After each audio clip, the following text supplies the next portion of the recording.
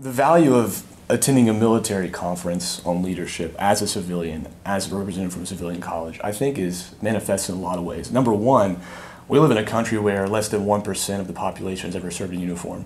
And it's something that we take for granted, our security, our nationalism, I guess, in maybe a more political way, but it's something that we should learn about. It's something that most people aren't exposed to. Like I said earlier about the idea of honor, the idea of living by a code, the idea of seeing the way that leadership is implemented in the military as something more concrete, something that's nailed down through a chain of command. There's not really a lot of room for movement. There's not really a lot of room for discussion about certain orders. You get it and you have to move on.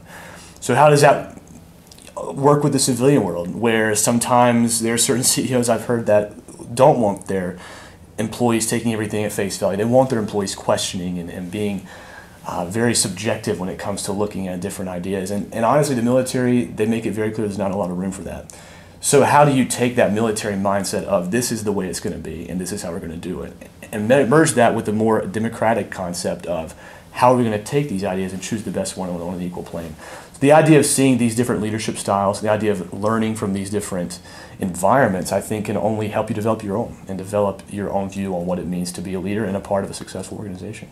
And for me, there was a cool connection as a member of a sorority here at Wake Forest and a leader in that sorority and a leader in other organizations on campus, and a daughter of a military officer. I've always been told, and I've always lived my life with a certain set of core values, and that's always what the military academies have. They each have their own set of core values, but I never realized that they always kind of break down into something that categorizes them into something that's morally important to you, something socially important to you, something intellectually important to you.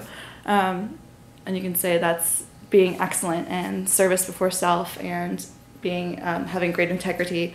So it was kind of cool to see that breakdown, and we all really discussed if there's one overarching one that overlaps the rest, or if they're all integrated in a way that you can't really pull one above the rest. And I think our conclusion was you really can't separate them, because they all relate to one another in a way, and it's part of your daily life as well. So even if you're not the commander and you're below the commander, or you're an enlisted soldier, or you're just someone in a sorority at Wake Forest, you want to strive to lead your life in the best way possible in each of those categories in order to kind of inspire others to lead their lives that way as well.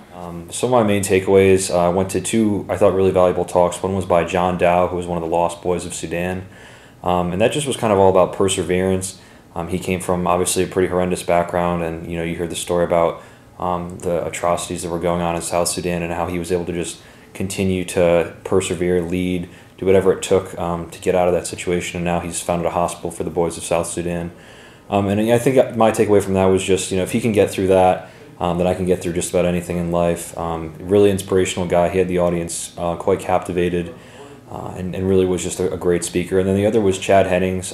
He played football at the Air Force Academy, was an All-American, really successful career, but he had to still do his requirement for the Academy.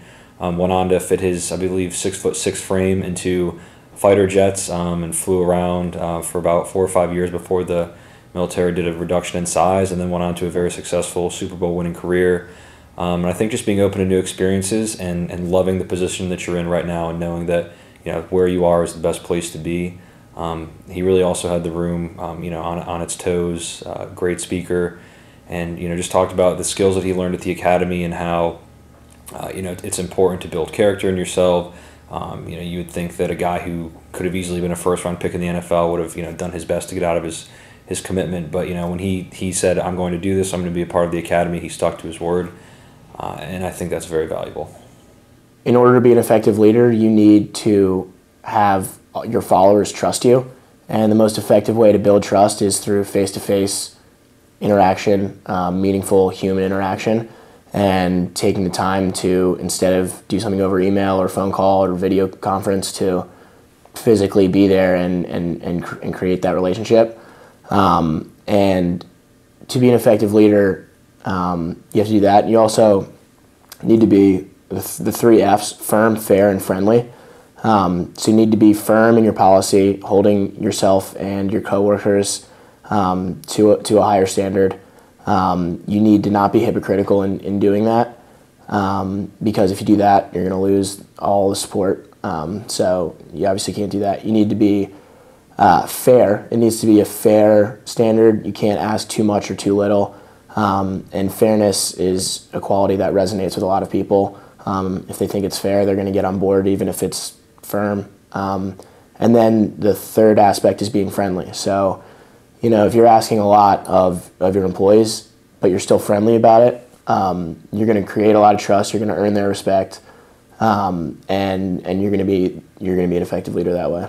And the teachers and athletic directors kind of specifying what they've thought has worked for them and already being in a leadership position versus aspiring leaders, I thought was very personally interesting.